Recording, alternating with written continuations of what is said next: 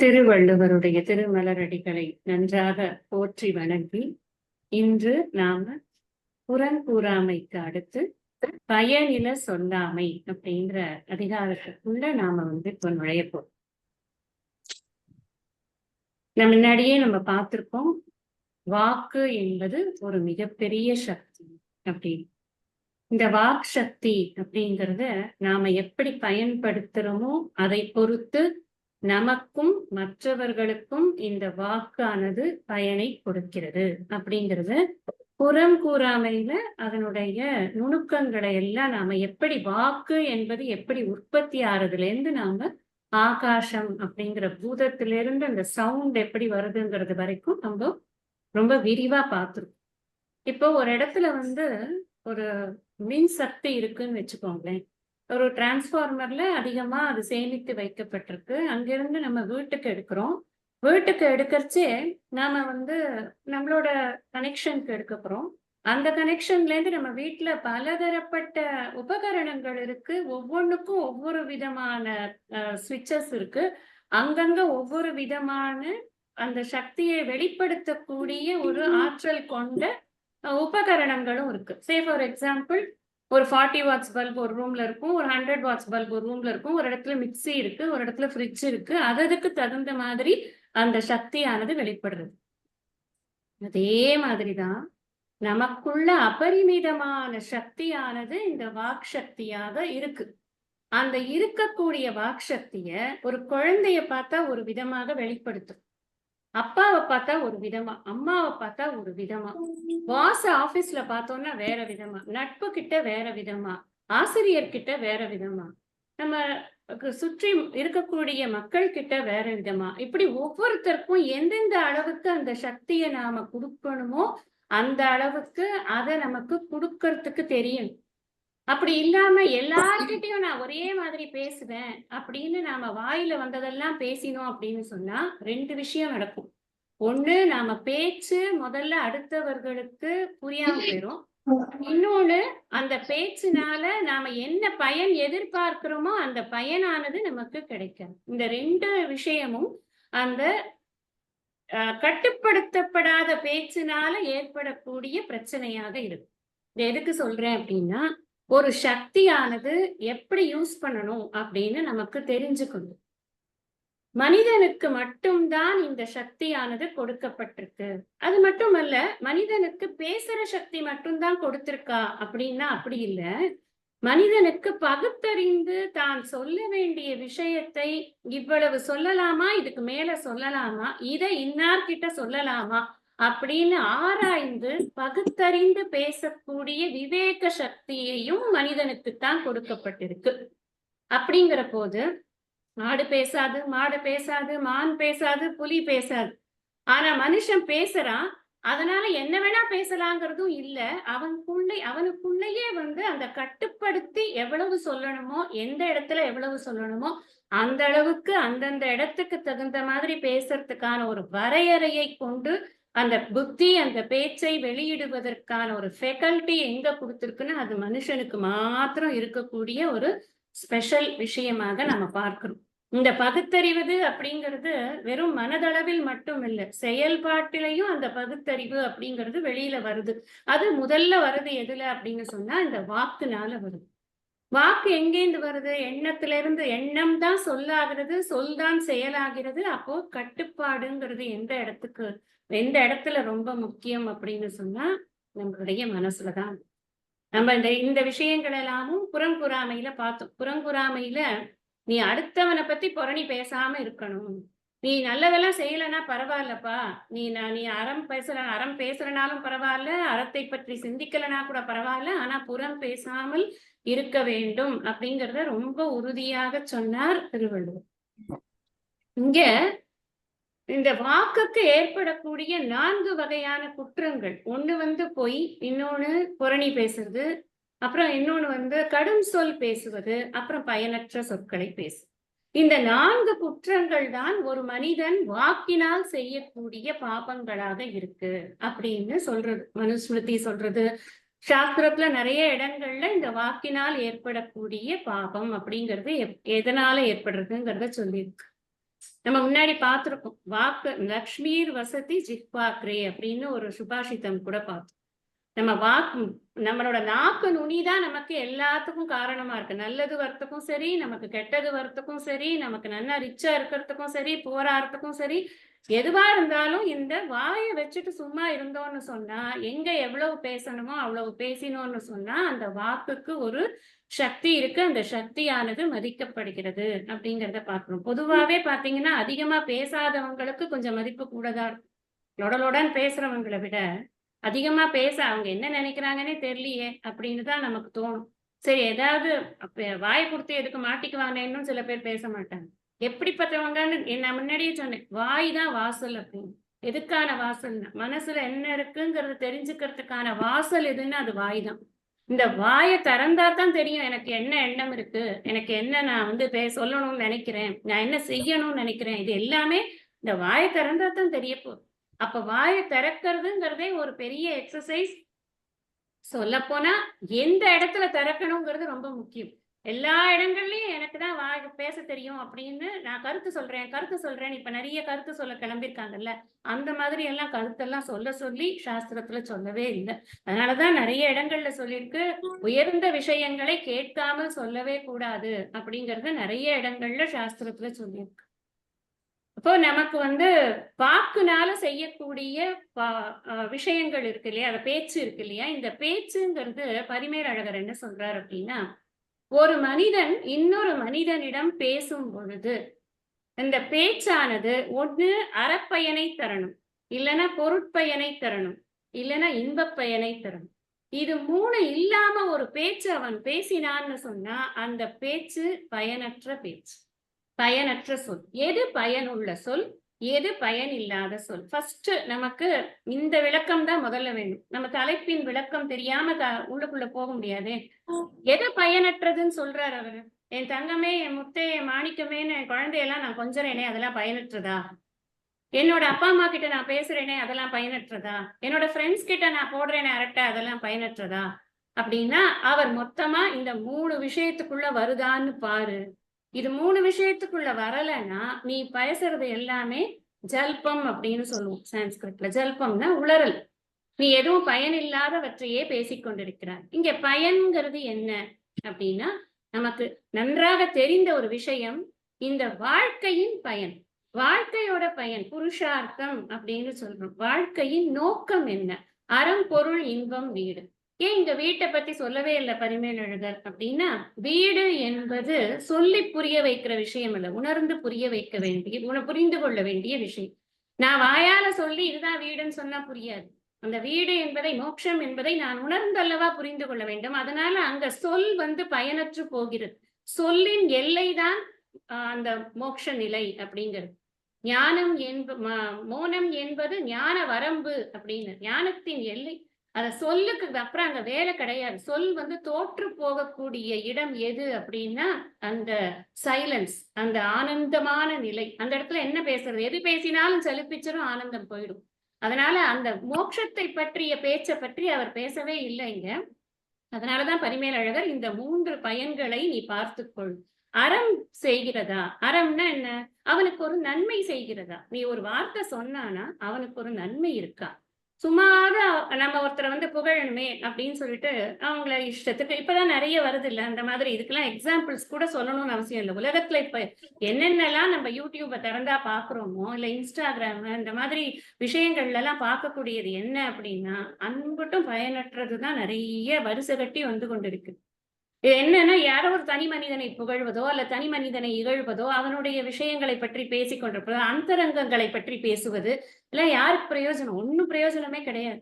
நம்ம முன்னாடியெல்லாம் அந்த நம்மலாம் ஸ்கூல் படிக்கிறச்செல்லாம், இந்த குமுதம் ஆனந்தவிடன் படிச்சாலே வீட்ல திட்டுவாங்க. காரணம் என்ன? இது மாதிரி ஏதாவது கிசுகிசுக்கள் அதெல்லாம் இருக்கும். நீங்கலாம் படிச்சு உங்க மனசெல்லாம் கெட்டு போயிடும். எல்லாருக்கும் இந்த அனுபவம் இருக்கும். நம்ம அத்தன பேருக்கும் இந்த அனுபவம் இருக்கும். வீட்ல அந்த புஸ்தகம் வாங்கினா கூட, நம்ம படிக்கக் கூடாதுங்கிறது ரூலா இருக்கும். பாட புஸ்தகம்லாம் படிச்சு முடிச்சதுக்கு அப்புறம் ஏதாவது 1, 2 முக்கியமானது அப்பா, அம்மா பார்த்து சொல்லி இத படினா தான் படிக்க முடியுமே தவிர, அனாவசியமா அதெல்லாம் படிக்க கூட முடியாது அப்ப. அப்ப இப்ப நம்மள ஏதாவது நம்ம வந்து கண்ட்ரோல் பண்ண முடியறதா? இப்ப எந்த ஒரு கேட்ஜெட்டையும் நம்மளால சைல்டு லாக்குன்னுலாம் சொல்றாங்க. என்ன போட்டாலும் நம்மளால கண்ட்ரோலே பண்ண முடியாது. அப்படிதான் இருக்கு இன்றைய நிலைமை. அப்ப நமக்கு இது அறம் இருக்கிறதா? நான் பேசும் விஷயத்தில் அறம் இருக்கிறதா? நான் எப்படி பார்க்கிறது? என்னோட வார்த்தைகள் அவனுக்கு நன்மை செய்கிறதா? ஒரு கஷ்டத்துல இருக்கான் ஒருத்தன். அவன்ட்ட நான் ஒரு வார்த்தை சொல்றேன். அந்த வார்த்தை அவனோட கஷ்டத்த இன்கிரீஸ் பண்ணாம குறைக்க முடிகிறதா? ஏதோ ஆறுதலாக என்னால பேச முடிகிறதா? அவனுக்கு நன்மையை செய்ய முடிகிறதா? அப்ப என்னுடைய வார்த்தை பயனுள்ள வார்த்தை. இல்லையா, எனக்கு அப்படி பேச தெரியலையா, பேசாம நான் பிரார்த்தனை பண்ணிட்டு அந்த இடத்த விட்டு நகர்ந்துட்டா அது இன்னும் ரொம்ப மேல். சுவாமிஜி அடிக்கடி சொல்லுவார் இல்லையா, உங்களால எது பண்ண முடியறதோ இல்லையோ, நீங்க நல்ல பிரார்த்தனை பண்ணணும். இறைவனிடம் பிரார்த்தனை பண்ணுங்க. அவங்களுக்கு நல்லது நடக்கணும். அது பிரச்சனை கிடையாது. எனக்கு பேச தெரியலன்னா போனா போயிட்டு போ. அப்போ அந்த இடத்துல அறம் என்பது என்னுடைய பேச்சு என்பது அவனுக்கு ஒரு நன்மை செய்ய வேண்டும். பொருட்பயன் இருக்கா? நான் ஏற்கனவே ஒரு ஆள் தத்தளித்துக் கொண்டிருக்கும் பொழுது அவனிடம் சென்று நான் அவனிடம் பேசக்கூடிய பேச்சோ அல்லது அவனை பற்றி அடுத்தவர்களிடம் பேசக்கூடிய பேச்சோ இருக்கு அப்படின்னு சொன்னா பொருட்பயன் அங்க இல்ல. அவனுக்கு பொருளியலில் அவனுக்கு ஏதாவது உதவி செய்ய முடியுமா? என் பேச்சால அவனுக்கு உதவி செய்ய முடியுமா? யாரோ ஒருத்தர் ஒரு நல்ல ப்ராடக்ட விக்கிறாங்க. எனக்கு தெரிஞ்சது நல்லா இருக்குன்னு சொன்னா, அதனால 4 பேர்ட்ட நான் சொன்னேன்னா, அது அவனுக்கு பொருட்பயன் சேர்க்கிறது. பிரச்சனை கிடையாது. அந்த பேச்சுனால. இல்ல அவனுடைய பர்சனல் விஷயத்த எடுத்து வச்சுட்டு, அவன் எதனால தெரியுமா இதெல்லாம் விக்கிறான்? உனக்கு தெரியாதா? அவன் முன்னாடி ஒரு பிசினஸ் பண்ணிட்டு இருந்தான். அதுல போச்சு எல்லாம். அதனாலதான் இப்ப இந்த பிசினஸ்க்கு வந்துட்டான். இந்த பேச்சு, இந்த மாதிரியான பேச்சுகள் இருக்கு இல்லையா? இதுதான் அடுத்தவங்கள பத்தின புரணி பேசுறது. இந்த பேசுறதெல்லாம் என்னன்னா, பயனை தராது. அதனால என்ன சொல்றார்? பொருட்பயன் இருக்கா? அவனுக்கு பொருளியல் வாழ்க்கைக்கு ஏற்ற பயன் ஏதாவது நன்மை செய்ய முடியுமா? என்ன பேச்சு? இன்பத்தை தர முடியுமா? மனுஷனுக்கு எல்லாருக்கும் வேண்டியது என்னன்னா இன்பம். அந்த இன்பத்தை ஒரு நிமிஷம் அவன்கிட்ட சந்தோஷமா அவனால இருக்க முடிய வச்சது, என் வார்த்தையினால அவனால சந்தோஷப்பட வைக்க முடிஞ்சதுன்னா, அந்த பேச்சு பயனுள்ள பேச்சு அப்படின்னு சொல்லப்பட்டிருக்கு. ஒரு கதை ஒண்ணு படிச்சேன். ஒரு வயசான அம்மா இறந்து போயிடுறாங்க. அவங்கள யம கிங்கரர்கள்லாம் கூட்டிட்டு போய் யம தர்மராஜா கிட்ட நிக்க வைக்கிறாங்க. அப்ப அவர் கேட்கிறாரு சித்திரகுப்தன் கிட்ட, "என்ன இந்த அம்மா என்ன பண்ணியிருக்காங்க? இவங்களோட கணக்கெல்லாம் சொல்லுப்பா" அப்படின்னு. அவர் சொல்றாரு, "இந்த அம்மா என்ன பண்ணாங்க? ஒண்ணும் பண்ணல. அவங்களே பாவம் கோயில் வாசல்ல பிச்சை எடுத்துக்கிட்டு இருந்தாங்க. அவங்க எதுவுமே ஒண்ணுமே நல்லது பண்ண மாரியே தெரியலையே" அப்படின்னு. "இல்ல, இல்ல நல்லா பாருப்பா. ஏதாவது நல்லது பண்ணியிருப்பாங்க. கோயில் வாசல்ல வேற இருந்திருக்காங்கங்கிற" அப்படின்னு சொன்னதுக்கு அப்புறம் திருப்பி ஒரு தடவ பார்த்தாராம். பார்த்துட்டு அவர் சொன்னாராம், "இங்க ஒண்ணே ஒண்ணு நல்லது பண்ணியிருக்கா. என்ன பண்ணியிருக்கான்னா, அன்னைக்கு ஒரு நாள் அன்னதானம் போட்டுட்டு இருந்தாங்க. ஒருத்தர் ரொம்ப பசியோட வந்தாங்க. அப்ப எங்க அன்னதானம் போடுறாங்கன்னு கேட்டாங்க. இந்த அம்மா கைய காமிச்சு, இந்த இடத்துல அன்னதானம் போடுறாங்கன்னு சொன்னாங்க." அப்படின்னு சொன்னா. அதனால இந்த அம்மா அந்த ஒரு நல்ல காரியம் பண்ணியிருக்காங்க. அன்னதானம் பண்ற இடத்த காட்டிக் குடுத்தாங்க அப்படின்னு. உடனே யமதர்மராஜா கொண்டு போய் சொர்க்கத்துக்கு அந்த அந்த எவ்வளவு நேரம் அந்த அந்த புண்ணியத்துக்கான பலன் உண்டோ அவ்வளவு நேரம் சொர்க்கத்துல இருக்கணும்னு அவர் ஒரு ஆர்டர் போட்டாங்கன்னு ஒரு கதை படிச்சேன். அது என்னன்னா, நம்ம செய்யற அறத்திற்கு பயன் அப்படிங்கிற மாதிரி. அப்போ இது பாருங்க, ஒரே ஒரு வார்த்தை தான். ஒரு நல்ல வார்த்தை. ஒருத்தனோட பசிய ஆத்துறதா இல்லையா? அந்த வார்த்தை இவ போடல. இவ ஒண்ணும் சமைக்கல, சாப்பாடு போடல, ஒண்ணும் பண்ணல. ஆனா ஒரு வார்த்தை சொல்லு.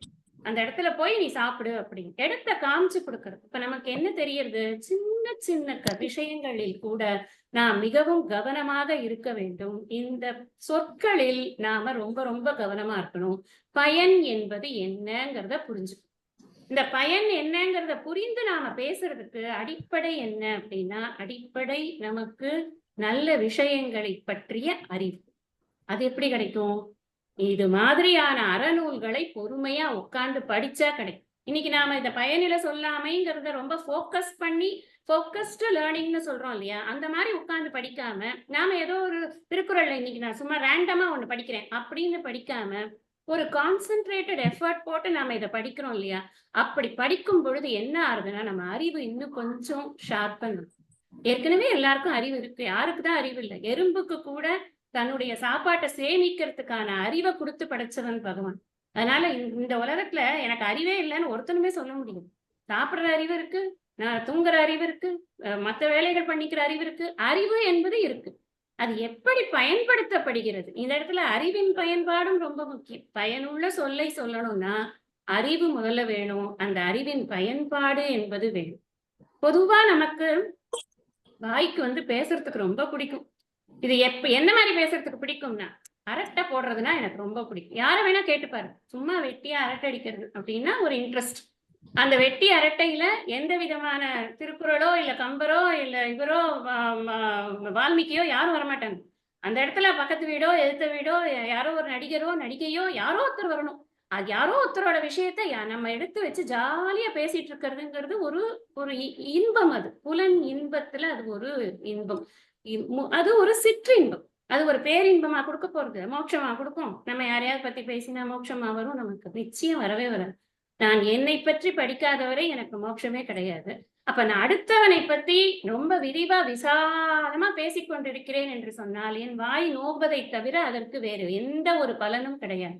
இது என்னன்னா வீணான பொழுதுபோக்கு. அதுக்கு தான் இது உபயோகமாகும். ஆனா வள்ளுவத்தை படிப்பது என்ன வள்ளுவத்தில் படிப்பது என்ன அப்படின்னா, இல்லறத்தானுக்கு இப்படி பொழுதுபோக்கு அம்சங்கள் நிறைந்த வாழ்க்கையாக இருந்தாலும் கூட அவனுடைய வாழ்க்கை எதை நோக்கி போகிறது அப்படின்னு சொன்னா அவன் தன்னுடைய விடுதலையை நோக்கித்தான் அந்த வாழ்க்கையை செலுத்தி கொண்டிருக்கான். அப்ப அவனுக்கு எப்படி எப்படி தன்னுடைய வாழ்க்கையை கட்டமைக்கணும் கத்து கொடுக்கிறார் வள்ளுவர். அதனாலதான் இந்த அதிகாரத்தை வச்சார். ஏன்னா நான் சொன்னேன் 4 குற்றங்கள் இருக்கு அப்படின்னு சொன்னேன். ஒண்ணு பொய் பேசுறது, இன்னொன்னு குறளைங்கிறது தான் புறம் கூறுவது அப்படின்னு, இன்னொன்னு கடும் சொல் பேசுவது, அப்புறம் பயனில சொல்லாங்க. பரிமேலழகர் என்ன எழுதுறாரு தெரியுமா? இந்த பொய் பேசுறத யாரால நிச்சயமா கடைபிடிக்க முடியும்னா துறவு மேற்கொண்டவரால்தான் நிச்சயமா கடைபிடிக்க முடியும். மற்றவர்களுக்கு அது கடினம். நம்ம கேட்போம் உடனே, ஹரிஷ்சந்திரன் துறவே மேற்கொள்ளாமல் பண்ணினானேன். அதுதான் ஐடியல் கேஸ். ஐடியல் கேஸ எப்படி எடுத்து எழுதுவார்? எழுத முடியாதுங்கிறது. திருவள்ளுவர் ரொம்ப பிராக்டிக்கல். நான் எப்படி கிருஷ்ணர் கீதையில ரொம்ப பிராக்டிக்கல்னு சொல்றோமோ அதே மாதிரிதான் திருவள்ளுவரும் பிராக்டிக்கலா தான் இருக்காரு. நமக்கு புரியணும், அவ்வளவுதான். இங்க பேசும் பொழுது என்னென்ன சந்தர்ப்பங்கள் அவனுக்கு ஏற்படுகின்றன அப்படின்னா, அவன் ஒரு சுற்றத்தோடு பேச வேண்டிய சந்தர்ப்பம் அவனுக்கு இருக்கு. சுற்றத்தை பற்றி பேச வேண்டிய சந்தர்ப்பம் இருக்கு. 4 பேர் மத்தியில பேச வேண்டிய சந்தர்ப்பம் இருக்கு. எங்கெங்க வருது? இனியவை கூறல். சுற்றத்தோடு பேசும் பொழுது நல்ல இனிமையா பேசும். அவங்க அடுத்த வாட்டி நம்ம வீட்டுக்கு வரணும். இல்ல நம்மள ரோட்ல பார்த்தாங்கன்னா, சார் எப்படி இருக்கீங்க? சௌரியமா? அப்படின்னு கேட்கணும். ஐயோ இவனா வாயை திறந்தா அவ்வளவுதான், கூவமே வெளில வந்துரும், நம்ம ஓடிடலாம் அப்படின்னு ஓடிடக்கூடாது யாரும். அப்ப இனிமையாக பேசுவதற்கு அவனுக்கு தெரிய வேண்டும். அப்புறம் இந்த ஆளை பத்தி அந்த ஆளுகிட்ட, அந்த ஆளை பத்தி இந்த ஆளுகிட்டன்னு பேசிக்கிட்டு இருந்தானா அவனுக்கு இந்த உலகத்துல யாரோடையுமே இணங்கி இருக்க முடியாது. அவனுக்கு செத்தாருக்கு சமம்னு சொல்லிட்டாரு புறங்கூறுபவனை. நம்ம போன அதிகாரத்துலதான் பார்த்தோம். அப்ப அங்கேயும் அவனுக்கு புறம் பேசாமல் இருக்க வேண்டிய கட்டாயம். அப்பதான் இணக்கமா இருக்க முடியும் சொசைட்டில. அப்பதான் இணக்கமா இருக்க முடியும். பயனற்ற சொற்களை பேசாமல் இருப்பதன் மூலம் அவன் தனக்கும் நன்மையை செய்து கொள்கிறான். யார்கிட்ட பேசுறானோ அவனுக்கும் நன்மையை செய்யலாம். இந்த இடத்துல 2 பேருக்கும் நன்மை. அவனுக்கு அறம், பொருள், இன்பம் இந்த பயன்கள் இருக்கிறதா பாருங்கிறாரே, அது அப்படியே நமக்கும் வரும். நான் ஒருத்தர்கிட்ட ஒரு நல்ல விஷயம் சொன்னேன் அப்படின்னு சொன்னா எனக்கு அந்த வாக்குனால புண்ணியம் ஏற்படாம போகுமா? எனக்கும் அதனால புண்ணியம் தான் செய்யணும். எனக்கும் அதனால ஒரு பொருட்பயன் ஏற்படும். எனக்கும் சந்தோஷமா இருக்கும், இன்பமா இருக்கும். நான் வேண் பொழுது போக்கல, நான் அனாவசியமா பேசவே இல்லை, நான் நல்ல விஷயத்த 4 பேருக்கு சொல்றேன் அப்படிங்கிற எண்ணம் எனக்கும் வரும். அதுதான் இந்த பயனில சொல்லாமையில இருக்கிற டபுள் பெனிஃபிட். அடுத்தவனுக்கும் பெனிஃபிட், எனக்கும் பெனிஃபிட். இன்னொரு இடத்துல சொல்லுவார் சொல்வன்மை. சொல்வன்மையில என்ன சொல்றார்? நீ ஒரு சபையில பேசினேன்னு வச்சுக்கோப்பா, நீ சொல்றதுதான் ஃபைனல் வேர்டா இருக்கணும். அப்படி இருக்கணும் உன் வேர்ட்ஸ். அந்த மாதிரி உன்னுடைய தாட்ஸ் அப்படி இருக்கணும். அப்ப உனக்கு அவ்வளவு அறிவு இருக்கணும். அந்த சபையில பேசும் பொழுது, ஒரு ஃபாரம்ல பேசும் பொழுது, அதுவும் ஒரு சிஸ்டம்ல இருக்கிற ஃபாரம்ல நம்ம இதை நல்லா புரிஞ்சுக்கணும். ஏன்னா சொல்வன்மை எங்க போட்டிருக்காருன்னா பொருளியல்ல போட்டிருக்காரு, பொருட்பால்ல போட்டிருக்காரு. பொருட்பாலில் ஒரு சமூகத்தில் ஒரு சிஸ்டம்ல அவன் பேசும் பொழுது அவனுடைய சொற்கள் தான் அங்கு இறுதி சொற்களாக இருக்க வேண்டும்ங்கிறது. 10 குறள் இருந்தாலும் அந்த குறள் ரொம்ப உசத்தியான குறளாக கருதப்படுகிறது. அப்போ என்ன அர்த்தம் அப்படின்னா, வாழ்க்கை பூரா சொற்களை வைத்துக்கொண்டு இவன் வாழ்க்கையை வாழ்ந்து கொண்டிருக்கிறான். இங்க நாம படிக்க போறது இவனுக்கு பயனற்ற சொற்களை பேசாமல் இருப்பதற்கு என்னென்ன பலன்கள் இருக்கிறது, அல்லது முதல்ல பயனற்ற சொற்களை பேசுவதால் இருக்கக்கூடிய குற்றங்களை தான் முதல்ல எடுத்து சொல்ற. ஏன்னா இது என்னன்னா மோஸ்ட்லி நம்ம சொற்களை பேசும்போது நான் ஒரு 10 பேர் முன்னாடிதான் நம்ம பேச போறோம். 10 பேர் முன்னாடி பேசும்போது நீ எப்படி பேசணும்னு தெரிஞ்சுக்கோ அப்படிங்கிறதுதான் இந்த அதிகாரத்தினுடைய முக்கியமான கருத்தாக நமக்கு இருக்கு. ஆனா இங்க இந்த மாதிரி அனாவசியமான பேச்சு அதெல்லாமே அசுர குணம் அப்படின்னு கிருஷ்ணர் கீதையில சொல்லுவார். 16வது அத்தியாயத்துல தெய்வாசுர சம்பத் விபாக யோகம் அப்படின்னு ஒரு அதிகாரம் இருக்கு. அதுல அசுர குணங்கள்ல இந்த குணங்களை எல்லாம் சேர்த்து வச்சிருக்காரு. அதனால இந்த மாதிரி விரித்து பேசுவது, அனாவசியமாக ஒரு விஷயத்தை விரித்து பேசுவது, அதில் விரித்து பேசும் போதெல்லாம் என்ன ஆகும் தெரியுமா? நமக்கு பயனற்ற சொற்கள் அதிகமா போயிடும். நம்ம சொல்வதை சுருங்க சொல்லி விளங்க வைக்கணும். அதனாலதான் நமக்கு இப்ப பரிமேலழகரோட உரையெல்லாம் பார்த்தா, இந்த உரைக்கு நாம பேச வேண்டியது ஒரு 15-20 மினிட்ஸ் இருக்கு. ஏன்னா அந்த ஒரு சொல் அவ்வளவு பேக்டா இருக்கு. ஆனா அவர் எப்படி எழுதியிருக்காருன்னா, ஒரே சொல்லுல போட்டு போயிடுறாரு. இது இவர்களுக்கு ஆகாது, இது இவர்களுக்கு ஆகும். அதனால் இங்கு இது வைக்கப்பட்டது. இது புறங்குறாமைக்கு பின் வைக்கப்பட்டது. ஒரே வரிதான். அந்த ஏன் ஆகாது, ஏன் ஆகும், இதுக்கெல்லாம் நாம உட்கார்ந்து விளக்கம் பண்ண வேண்டியதா இருக்கு. இங்க ஒரு விஷயம் சுவாமிஜி அழகா சொல்லுவாரு. என்னன்னா, பயனில சொல்லாமை அப்படிங்கிறது, நல்லா பேசுறது அப்படிங்கிறது ஒரு நாகரீகம்னு நாம நினைக்கிறோம். ஒரு நாகரீகம், ஒரு பண்பாடு அப்படின்னு நம்ம நினைக்கிறோம். ஒருத்தர்ட்ட பார்த்தா நல்லா நல்லா சிரிச்சு நல்லா பேசணும். We should use good words அப்படின்லாம் நம்ம நினைக்கிறோம். அதெல்லாம் நாகரீகம்னு நினைக்கிறோம். ஆனா இங்க பயனில சொல்லாமை என்பது அறத்துப்பாலில் கொடுக்கப்பட்டிருக்கிறது. இது ஒரு அறம் அப்படிங்க. அறம்ங்கிறதுக்கும் நாகரீகமாக பேசுவது அப்படிங்கிறதுக்கும், பேசுவதில் நாகரீகம் இருக்க வேண்டும் அப்படிங்கிறதுக்கும் என்ன வித்தியாசம்னா, அறம்ல சாய்ஸ் கிடையாது. அறம்னா நீ கடைபிடித்துத்தான் ஆக வேண்டும். உனக்கு அதுல சாய்ஸே கிடையாது. தர்மம் அப்படின்னு இருக்கு. நீ இதுதான் நற்செயல் அப்படின்னா அதை தாண்டி நீ யோசிக்க முடியாது. அதனால இது கட்டாயம் கடைபிடிக்க வேண்டிய அறமாக இதை ஆக்கி இருக்கிறார் திருவள்ளுவர். அப்ப நாம இந்த பயனில சொல்லாமைங்கிறத ஒரு அறமாக, ஒரு பொக்கிஷமாக கொண்டாட வேண்டிய ஒரு ஆற்றலாக அது இருக்கு. இந்த இந்த ஆற்றல்ங்கிறத இவங்க கிட்ட பேசினா கரெக்டா இருக்கும் விஷயம் அப்படிங்கிற பேர் எடுக்கிறதுங்கிறது ஒரு பெரிய விஷயம். இது மாதிரி நீட்டி முழக்கம் ஆனா ஒண்ணுமே இருக்காது, சாரமே இருக்காது. இது அப்படின்ற பேர் எடுக்கிறதுங்கிறது நமக்கு யூஸ்லெஸ். அந்த மாதிரி பேசுறதுங்கிறது ஒரு யூஸ்லெஸ் ஆக்டிவிட்டியா போயிடும். அதனால இந்த பேச்சுங்கிற ஆற்றல் இருக்கே, இந்த ஆற்றலை நாம மிகவும் பயனுள்ள ஆற்றலாக நமக்கு ஆக்கிக் கொள்ளணும். நமக்கே என்ன பயன் உள்ளது? அறம் பொருள் இன்பம் வீடுதான் எல்லாருக்கும் புருஷார்த்தம். 4 புருஷார்த்தம் தான் மொத்தமே. இந்த 4 விதத்துல தான் கிளாசிஃபை ஆயிருக்கு. நமக்கும் அது புண்ணியத்தை சேர்க்க வேண்டும். நமக்கும் அது உபயோகமாக, உலகியலுக்கு உபயோகமாக இருக்க வேண்டும். நமக்கும் அது இன்பம் தர வேண்டும். நானு போன அதிகாரம் படிக்கும் போதே ஒரு விஷயத்த சொன்னேன். புறங்கூறாமைங்கிறது, நான் புறம் பேசக்கூடாது, புறம் பேசக்கூடாது, புறம் பேசக்கூடாதுங்கிறது ஓகே. இன்னொருத்தன் புறம் பேசும் பொழுது நான் அதை கேட்காமல் இருந்தா நான் அவனுக்கு ஒரு நல்லது பண்றேன். அவனை பாவம் செய்வதிலிருந்து நான் தடுக்கிறேன். அந்த நல்லதாவது நான் பண்ணிட்டு போறேன். அப்படின்ற எண்ணத்தோட நம்ம கிட்ட யாரு புறம் பேச வராங்களோ அவங்கள அப்பவே கட் பண்ணி அனுப்பி விட்டுறணும்னு ஒரு கருத்தை சொன்னேன். இந்த அதிகாரத்துக்கும் அந்த கருத்து ரொம்பவே பொருந்தும். யாராவது நம்ம கிட்ட அன்னெசரியா பேசணும் அப்படின்னு நீங்க பார்த்தீங்கன்னா தெரியும். உங்களுக்கே சில லிஸ்ட் இருக்கும். அப்புறம் சொல்லுங்க. அப்புறம் வேற ஒண்ணும் இல்லையா? அப்புறம் அவ்வளவுதானே? அப்புறம் அப்ப இந்த 4 அப்புறத்துக்கு அப்புறம் என்னதான் இருக்குங்க? விஷயம் இல்லைன்னா அந்த காலை கட் பண்ணிட்டு அடுத்த வேலையை பார்க்கலாமா இல்லையா? பார்க்க மாட்டாங்க. சும்மா இழுத்து இழுத்து இழுத்து அவங்களுக்கு டைம் இருக்கு, நம்மளுக்கு டைம் இருக்குன்னு அவங்களா நினைச்சுக்குவாங்க. இதுக்கு அலோவ் பண்ணாம இருந்துட்டோம் அப்படின்னு சொன்னா அவங்க நேரத்தையும் மிச்சப்படுத்துறோம்.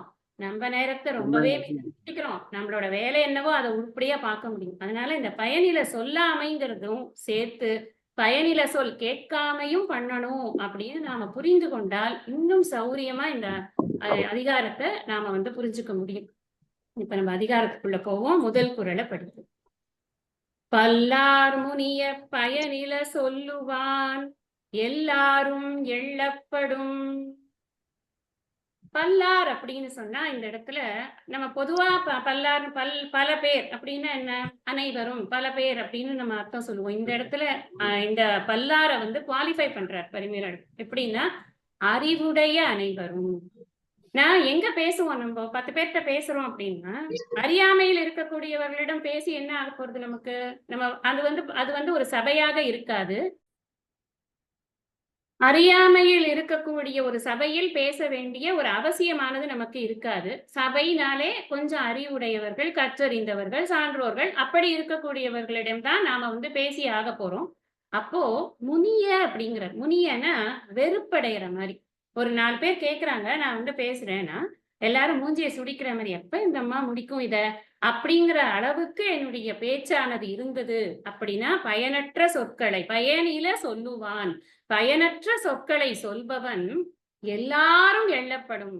இது என்ன அநியாயமா இருக்கு? நான் பேசுறது இந்த அறிஞர்கள் சபையில. இவங்க எள்ளப்படும் சொன்னா ஓகே. எள்ளப்படும்னா ஏளனத்திற்கு ஆளாவான் அப்படின்னு அர்த்தம். ஏளனம் பண்ணுவாங்கல்ல. கேலி பேசுவாங்க. என்ன பேச தெரியாம வந்து உட்கார்ந்து பேசிட்டு இருக்கு. மைக்கு கிடைச்சதுன்னு இஷ்டத்துக்கு ஒளறிட்டு உட்கார்ந்துருக்குன்னு இப்ப பண்றாங்களே. நம்மளோட நாட்டின் அரசியல் மேடைகள்ல எல்லாம் என்ன பண்றாங்க? மைக்குன்னு ஒரு ஒரு ஒரு ஒரு இன்ஸ்ட்ருமெண்ட் இருந்தா போதும். இந்த வார்த்தை தான் வாயில வரணும்னு அவசியமே இல்ல. எதையாவது பேச வேண்டியது, அப்புறம் அது பேசினத ஜஸ்டிஃபை பண்ண வேண்டியது, இப்படி எவ்வளவோ பண்ணிட்டு இருக்காங்கல்ல. அப்போ இங்க என்ன சொல்றாருன்னா, எல்லாரும் எள்ளப்படும். ஏன்? அறிஞர்கள் நிறைந்த சபையில் இவன் பேசும் பொழுது, அறிஞர்கள் இகழ்ந்தால் அது பரவால்ல. எல்லாரும் எள்ளப்படும்னா, அந்த இடத்துல என்ன வந்து சொல்ல வரார்? அப்படிங்கிறது ஒரு கொஸ்டின் மார்க் இல்லையா நமக்கு? அதாவது ஃபர்ஸ்ட் திங் நம்ம பேசுறதுக்கு நேரம் கிடைச்சிருக்கு அப்படின்னா, அந்த நேரத்தை பொன் போல மதிக்கணும். First point. அதனால நம்ம அனாவசியமான பேச்சுகள அதுல நுழைக்கக் கூடாது. விஷயத்த கரெக்ட்டா சொல்லிட்டு நம்ம வேலைய முடிக்கணும். அப்படிங்கிறதுல இந்த விஷயம் வந்து கரெக்ட். அறிஞர்களுக்கு அதுதான் பிடிக்கும். ஏன்னா 4 பேருக்கு பேசுறதுக்கு சான்ஸ் கிடைக்கணும். Okay fine. அது வந்து புரியுறது. அப்புறம் பலருடைய ஏளனத்திற்கு ஆளாகிறது அப்படிங்கிறது எப்படி அப்படின்னு சொன்னா, இந்த இடத்துல அறிஞர், அறிஞர் அல்லாதார் 2மே சொல்றார். நீ பலருடைய ஏளனம்னு சொல்லும் பொழுது, அறிஞர்கள் மாத்திரம் இல்ல, அந்த அதற்கு சம்பந்தம் இல்லாத சில பேர் ஒர்க் பண்ணிட்டு இருப்பாங்களே, அவங்களும் இல்ல அந்த கூட்டத்திற்கு அப்பாற்பட்டவர்களும் கூட உனக்கு உன்னை ஏளனம் செய்வார்கள். என்னன்னா, ஒரு சபையில கற்றவர்களோட நம்ம பேசும் பொழுது, அதற்கு ஒரு அங்கீகாரம் என்பது கற்றவர்கள் மத்தியில நமக்கு கிடைக்கும். இப்ப நாம ஒரு ஒரு ஃபாரம்ல பேசுறோம் அப்படின்னா, அந்த ஃபாரம்க்குன்னு ஒரு கமிட்டியோ, இல்ல ஒரு தலைவரோ இருப்பாங்க. அந்த தலைவர் எவ்வளவு நேரம் இந்த பேச்சை பொறுத்துக் கொள்கிறாரோ, அவ்வளவு நேரம் தான் அந்த கூட்டம் அந்த பேச்சை பொறுத்துக் கொள்ளும். நல்லா யோசிச்சு பாருங்க. நம்ம அவங்க நெளிஞ்சாங்கன்னா, கூட்டம் நெளிய ஆரம்பிச்சுரும். அவங்க ஏதோ கட்டுப்பட்டு இருந்தாங்க அப்படின்னா, விரும்பி கட்டுப்பட்டு இருக்கிறது வேற, விரும்பாம கட்டுப்பட்டு இருக்கிறது வேற. அவங்களுக்கு விருப்பம் இல்லாமல் போய்விட்டது, அது நல்லா இல்ல அப்படின்னு அவங்களுக்கு தெரிஞ்சதுன்னா, அந்த கூட்டம் நடத்தியவர்கள் மட்டுமல்ல, இவர்கள் மூலமாக இனி வேறு எந்த இடத்திலுமே என்னால் போய் பேசவே முடியாது. எல்லாரும் எள்ளப்படும். இது போய் ஸ்ப்ரெட் ஆயிடும்.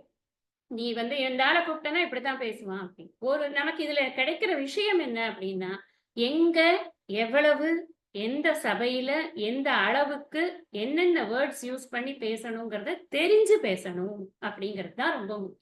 இப்ப நான் எனக்கு டைம் கான்ஷியஸே இல்லாம பேசிக்கொண்டே இருக்கேன்னு வச்சுக்கோங்களேன். அப்ப என்ன ஆகும்? நம்மகிட்ட யாருமே பேசுற கூப்பிட மாட்டாங்க. முதல்ல நம்மள கூப்பிட மாட்டாங்க. அப்படியே கூப்பிட்டாலும் உட்கார்ந்து யாரும் பொறுமையா கேட்க மாட்டாங்க. இந்த ஏளனப்படுத்துறதுன்னா என்ன தெரியுமா? ஒரு பேச்சாளனை ஏளனப்படுத்துறதுன்னா, அவன் பேசிக்கிட்டே இருக்கும்போது எழுந்து போறது இருக்கு இல்லையா? அதுதான் முக்கியமான ஏளனம் அதுதான். ஒருத்தன் பேசும்பொழுது அந்த இடத்த விட்டு நகரும்போது, அவன் பேச்ச யாரும் கேட்கறதுக்கு ரெடியா இல்லன்னா, பேச்சு யாருக்காக பேசுறான்? அப்ப அந்த பேச்சே பயனற்ற பேச்சா போயிடாதா? அப்போ பயனுள்ள சொற்களை நான் சொல்லும் வாக்கியங்கள் அடுத்தவர்களை அவர்களுடைய இருக்கையில் அமர்த்தி வைக்க வேண்டும். அது ரொம்ப முக்கியம். இங்க எதற்காக வந்து எல்லாரும்னு சொல்லியிருக்கு அப்படின்னா, இந்த கற்றவர்கள் மத்தியில் இருக்கக்கூடிய அந்த தலைமையில் இருக்கிறார்களே, அவர்களை உத்தேசிச்சு இந்த எல்லாரும் சொல்லப்பட்டு அவர்கள் வேண்டாம் என்று நினைத்து அதை ஏளனப்படுத்தினார்கள் அப்படின்னு சொன்னா, அவர்கள் பண்ணுவத மத்த அத்தன பேரும் பண்ணுவாங்க. ஏன்னா, அவனுக்கு ஒரு ஒரு அ ஸ் அ இது ரெகக்னிஷன் கிடைக்கல அப்படின்னு அர்த்தம் அது. அந்த ரெகக்னிஷன இழக்கிறது அப்படிங்கிறது ஒரு அவமானமான செயல். அது பாபமும் கூட. மற்றவர்களுடைய நேரத்தை கெடுத்த பாபமும் ஆகிறது. எனக்கு அது நன்மையும் தருவதில்லை அப்படிங்கிறது இதுல அர்த்தம். நம்ம எப்பேற்பட்ட ஒரு நிலையில் இருந்தாலும், என்ன வேர்ட்ஸ் யூஸ் பண்றோங்கிறதும் இதுல ரொம்ப முக்கியம். முனிய அப்படின்னு போட்டிருக்க. முனியங்கிறதுக்கு நான் ஒரு ஒரு ஆங்கிள்ல அர்த்தம் சொன்னேன். என்ன அர்த்தம் சொன்னேன்னா, நேரத்த கரெக்ட்டா யூஸ் பண்ணணும். அடுத்தது வேர்ட்ஸ். நான் சரியான வேர்ட்ஸ் யூஸ் பண்ணணும். அந்த ஃபாரம்க்கு ஒரு நெறைய லேடீஸ் வந்திருக்கிற சமயத்துல, ஜென்ட்ஸ் பேசுற வேர்ட்ஸ் எல்லாம் எடுத்து வச்சு பேசினாங்க அப்படின்னு வச்சுக்கோங்களேன். அப்ப நெளிவாங்களா? நெளிய மாட்டாங்களா? அவங்களுக்கு அது பிடிக்குமா? பிடிக்காதா? இல்ல அந்த அந்த ஃபாரம் எப்படிப்பட்டது? என்ன மாதிரியான ஒரு ஒரு பீப்பிள் உட்கார்ந்திருக்காங்க? அதுக்கு தகுந்த மாதிரி நம்மளோட வேர்ட்ஸ் வரும். அந்த வேர்ட்ஸ் எல்லாம் நம்ம சூஸ் பண்ணி பேசல அப்படின்னு சொன்னா, முனிய அப்படின்னா என்ன? எல்லாரும் ஒரு மாரி இது வெறுக்கிற மாதிரி ஆயிடும். இந்த இந்த மாதிரியான ஒரு சொற்களை கொண்டவரை எதுக்காக நீங்க கூப்பிட்டீங்க அப்படின்னு அந்த தலைமைய கேள்வி கேட்பாங்க. அப்புறம் அவங்க வந்து இந்த ஊர் பூரா சொல்லிடுவாங்க. இந்த ஆள கூப்பிட்டான்னா வேஸ்ட். இப்படிதான் வந்து யூஸ்லெஸ் வேர்ட்ஸ் எல்லாம் யூஸ் பண்றாரு மைக்ல அப்படின்னு பேர் கெட்டு போகுமா? முனிய அப்படிங்கிறதுக்கு 2 வகையா நம்ம அர்த்தம் பார்க்கணும். ஒண்ணு, நேரத்தை சரியாக உபயோகப்படுத்தாமல் மற்றவர்களுக்கு ஒரு ஒரு வெறுப்பை உண்டு பண்ணுவது. இன்னொன்று, சொற்களை சரியாக உபயோகப்படுத்தாமல் அவர்களுக்கு வெறுப்பை உண்டு பண்ணுவது. இதுல பயனில சொல்லாமைன்னு சொல்லியிருக்கார். இந்த முனியங்கிறதுக்கு சரியான சொற்களை போடாம நம்ம பேசினோம் அப்படின்னு சொன்னா அவர்களுக்கு, கேட்பவர்களுக்கு அது ரசிக்காது அப்படிங்கிறத புரிஞ்சுக்கணும். பெரிய சபையில பேசல ராமர் கிட்ட லக்ஷ்மணன். பெரிய சபையில பேசல. அவங்க வீட்டு மனுஷங்க மேக்சிமம் போனா 4 மந்திரிக இருக்கலாம். இந்த நீ காட்டுக்கு போகணும் அப்படின்னு சொல்லியாச்சு. ராமர் வந்து காட்டுக்கு நான் போறேன் அப்படின்னு எல்லாம் டிக்ளேர் பண்ணிட்டாரு. லக்ஷ்மணனுக்கு கோபமான கோபம். என்ன சொல்றாருன்னா, நான் யார் உன்னை காட்டுக்கு போக சொன்னான்னு சொல்லு. ஏன் ஒரு வில்லு ஒரு அம்புக்கு நிக்க மாட்டாங்க ஒருத்தருமே. நான் அந்த பரதனை ஆகட்டும், அந்த கைகேயி ஆகட்டும், அம்புட்டு பேரையும் நான் கொன்னு போட்டு வந்துடுறேன் பாரு அப்படின்னு என்னோட வில்லுக்கு பதில் சொல்லணும் அவங்கெல்லாம் அப்படின்னு சொல்லி சொல்லுவார். அப்போ சொல்லும் பொழுது சில வார்த்தைகளை உபயோகப்படுத்துவார். அவர்கள் எல்லாம் நாய்கள் அப்படிங்கிற மாதிரியாக அர்த்தம் வர மாதிரியான வார்த்தைகளை எல்லாம் உபயோகப்படுத்திடுவார். லக்ஷ்மணர் கோபம். கோபத்தினால என்ன வேணா வார்த்தை வரும் இல்லையா? அப்படி வந்துடுது. ராமர் சொல்றார், என்ன வார்த்தை எல்லாம் நீ பேசுற? நீ என்ன படிச்சிருக்க? நீ வசிஷ்டர் கிட்ட படிச்சது என்ன? வேதம் படிச்சியா இல்லையா? வேதம் படிச்சவன் வாயில இப்படி வார்த்தை வரலாமா? இப்படி வரக்கூடாது லக்ஷ்மணா. இது மாதிரி பேசுறதை நிறுத்து அப்படின்னு ராமர் அவரை கட்டுப்படுத்துகிறார். அதுக்கப்புறமா ரொம்ப எமோஷனல் சீன்ஸ் எல்லாம் வருது. அதுக்கப்புறமா எல்லாரும் காட்டுக்கு போறதுக்கான ஆயத்தங்கள் அது இதுன்னு நிறைய நடக்கிறது. எதுக்கு இந்த சீனை சொல்றேன் அப்படின்னா, நம்முடைய அறிவு நம்மை பாதுகாக்கணும். சரியான வார்த்தைகளை உபயோகப்படுத்துவதற்கு நம்மை பாதுகாக்கணும் அந்த அறிவு. படிச்ச படிப்பு ஆனது நமக்கு சரியான சொற்களை தேர்ந்தெடுப்பதற்கான ஒரு அறிவை கொடுக்க வேண்டும். அப்படி இல்லைன்னு சொன்னா பல்லார் முனிய பயனில சொல்லுவானாத்தான் நம்ம ஆயிடும். அப்போ நம்ம அப்ப என்ன பண்ணணும்? இதுக்கு ஒரே ஒரு வழிதான் இருக்கு. தொடர்ந்து படித்து கொண்டிருக்க வேண்டும். நல்ல விஷயங்களை தொடர்ந்து சத்சங்கத்திலேயே இருக்க வேண்டும். திருப்பி திருப்பி நிறைய கீறல் விழுந்த ரெக்கார்ட் மாதிரி இதே தான் சொல்லி கொண்டிருப்பேன். நம்மளுடைய சேர்க்கையானது மாறிவிட்டது என்று சொன்னால் அதற்கேற்ற கலர் வரும். நம்ம கலர் கண்ணாடி போடுற மாதிரிதான். பச்சை கலர் கண்ணாடி போட்டா எல்லாம் பச்சையா தெரியும். ரெட் கலர் கண்ணாடி போட்டா எல்லாம் ரெட்டா தெரியும். நான் எங்க சேர்றேனோ அந்த குணங்கள் எனக்கு வந்துரும். அதனாலதான் எப்பொழுதும் நல்லோர் இணக்கம்ங்கிறத ரொம்ப அட்வொகேட் பண்றதுக்கு காரணம் என்னன்னா, வாய் இருக்கு இல்லையா, வார்த்தை இருக்கு இல்லையா, that depends upon our friends and also other people. நம்ம ஸ்கூலுக்கு இப்ப ஒரு நல்ல எக்ஸாம்பிள் என்ன தெரியுமா? குழந்தைகள்லாம் வீட்டுல வந்து நம்ம மழலையா பேசிக்கொண்டிருக்கோம். எனக்கே இது எங்க வீட்டுல நடந்ததே தான் சொல்றேன். மழலையா பேசிக்கொண்டிருக்கும். இப்ப அதுகளுக்கு நம்ம பேசுற வேர்ட்ஸ் மட்டும் தானே தெரியும். ஸ்கூலுக்கு போயிட்டு வந்ததுன்னு வச்சுக்கோங்களேன், ஒரு புது வேர்டை தூக்கிட்டு வரும். நம்மளுக்கு அந்த வேர்டே தெரியாது. அந்த ஊரோட பாஷையா இருக்கும். அந்த ஊரோட பாஷையை தூக்கிட்டு வந்து எப்படிமா அவனுக்கு தெரிஞ்சதுன்னு கேட்டா, எங்க ஸ்கூல்ல சொன்னாங்க, அதைத்தான் நான் இப்ப சொல்றேன் அப்படின்னு. பாருங்க, வேர்ட்ஸ் வந்து ஈஸியா கேட்ச் ஆயிடும். நம்ம சொல்லிக் கொடுக்கணும்னு அவசியமே கிடையாது. பாதி நம்ம சொல்லிக் கொடுக்கறது, மீதி பழகிறது. நம்மளுக்கும் அதுதான். நாம படிக்கிறது, அப்புறம் பழகிறது. அதனால 2மே ரொம்ப கேர்ஃபுல்லா வச்சுக்கிட்டோம் அப்படின்னு சொன்னா, பல்லார் முனிய பயனில சொல்லுவான் எல்லாரும் எள்ளப்படும். பயனில்லாத விஷயங்களை அறிஞர்களுடைய சபையில் வந்து ஒருவன் பேசினான் என்று சொன்னால், அந்த அறிஞர்கள் மட்டுமல்ல, அறியாமையில் இருக்கக்கூடிய மற்றவர்களும் கூட சேர்த்தே அவனை எள்ளி நகையாடும்படியான ஒரு நிலை வரும் அப்படின்னு இதுக்கு அர்த்தம். அடுத்த குறள் பார்க்கலாம். பயனில பல்லார் முன் சொல்லல் நயனில நட்டார்கண் செய்தலின் தீது. ரொம்ப அருமையான குறட்பாய். 2 விஷயத்த சேர்த்து புரிய வைக்கிறதுக்காக எடுத்துக்கிறார். ஒண்ணு, ஒரு நண்பனிடம் செய்வது செய்கை. இன்னொன்னு, பல பேர் முன்னால் பேசுவது அப்படின்னு பேச்சு செய்கை. இது 2 எடுத்து ஒரு குறளை கொடுக்கிறார். பல்லார் முன், அகைன் பல்லார் முன்னா பல அறிஞர்கள் முன்பாக பயனில சொல்லல், பயனற்ற சொற்களை ஒருவன் கூறுவது என்பது நட்டார்கண். நட்டார்கண்னா நண்பருக்கு, நட்டார்னா நண்பர், நட்டார்கண்னா நண்பருக்கு அப்படின்னு அர்த்தம். நயனில செய்தலின் தீது. நயனில அப்படின்னா நன்மையை தராத, தீய செயல்கள் அல்லது அவனுக்கு விருப்பமற்ற செயல்கள். அப்படி செய்வதை காட்டிலும் தீமை பயப்பதாகும். எப்படி?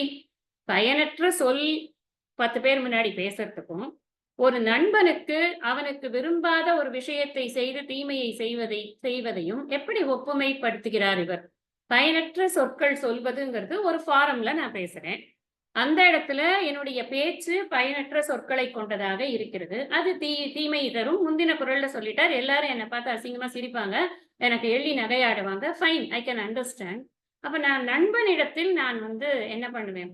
ஃபர்ஸ்ட் திங் ஒண்ணு என்னன்னா, நண்பர்கிட்ட உரிமை அதிகம். அவன்ட்ட நம்ம எவ்வளவு வேணா பேசலாம், எப்படி வேணா பேசலாம், என்ன வேணாலும் பண்ணலாம் அப்படிங்கிற உரிமை அதிகம் நண்பனிடம். சரி. அப்ப நண்பரிடம் செய்வது என்பது செயல். இங்கு சொல். சொல் பெருசா, செயல் பெருசா? இங்க எது அதிகமாக பாதிப்பை தருகிறது? இதான் இங்க கேள்வி. சொல் அதிக பாதிப்பு தருகிறதா? செயல் அதிக பாதிப்பு தருகிறது? எது பொதுவாக நீங்க யோசிச்சு பாருங்க. உன்னை குத்திடுவேன் அப்படின்னு சொன்னா பாதிப்பா? குத்தினா பாதிப்பா? குத்தினா தானே பாதிப்பு. குத்திருவேன்னு சொன்னா எப்படி பாதிப்பு வரும்? நான் இப்ப சொல்றது சொல்லுதானே, அது சொல்லு செயலாகாதே. அப்ப சொல்லுதான் பெருசுங்கிறாரே.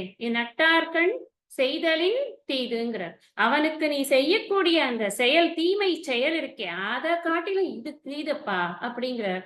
அப்போ எதனால சொல்றார்? ஒரு லாஜிக் வேணும். என்னன்னா, இப்ப ஒரு நண்பன் கிட்ட நாம ஒரு தப்பு பண்றோம்னு வச்சுக்கோங்களேன். என்ன ஆகும்? அதிகபட்சம் அவன் நம்ம கிட்ட கோவப்படுவான். அவன் அந்த நட்பு வட்டம்னு ஒண்ணு இருக்கும். அந்த நட்பு வட்டத்துல இது அப்படியே சர்க்குலேட் ஆயிட்டு இருக்கும். அவ என்ன இப்படி பண்ணிட்டா, அவ என்ன பண்ணிட்டா, இது பண்ணிட்டா அப்படிலாம் சர்க்குலேட் ஆயிட்டு இருக்கும். அந்த இடத்துல நமக்கு கெட்ட பேர் வரும். ஆனா இந்த பல்லார் முன் பயனில சொன்னேன் இல்லையா, இந்த சொல் அப்படிங்கிறது அப்படியே ஸ்ப்ரெட் ஆகி, இதோ அந்த அம்மாவா வந்தா அவ்வளவுதான், ஒன்னும் ஒரு வார்த்தை விளக்காது, அது கூப்பிடாம இருக்கிறதே நல்லது, பேசாம விட்டுருங்க, வேற ஆளை போடுங்க அப்படின்னு. இந்த கூட்டம் மட்டும் இல்ல, இனி வரக்கூடிய எந்த கூட்டம் எங்கு நடந்தாலும் புகழ் அப்படியே பறந்து போகும்.